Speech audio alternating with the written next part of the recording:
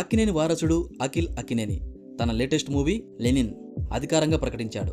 ఈ cinema announcement Akhil పుట్టినరోజు April 8, 2025 సందర్భంగా అభిమానులకు ఒక ట్రీట్గా మారింది. గతంలో ఏజెంట్ సినిమాతో ఆశించని విజయాన్ని సాధించలేకపోయినా అఖిల్ సుదీర్ఘ గ్యాప్ తీసుకొని ఈసారి లెనిన్తో కొత్త ఉత్సవంతో ముందుకు వస్తున్నాడు.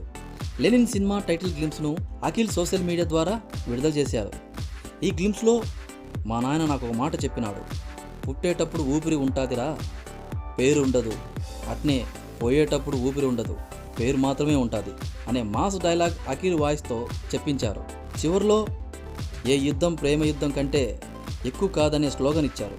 అఖిల్ ఇప్పటివరకు రొమాంటిక్ మరియు సాఫ్ట్ క్యారెక్టర్లతో కనిపించిన అఖిల్ లెనిన్తో తన ఇమేజ్ను మార్చుకునే ప్రయత్నం చేస్తున్నాడు. ఈ సినిమాలో ఒక రగ్గుడు ఇంటెన్స్ లుక్లో కనిపిస్తున్నాడు. అఖిల్ గత చిత్రంలో ఎక్కువ సాఫ్ట్ లవబుల్ క్యారెక్టర్లో కనిపించాడు.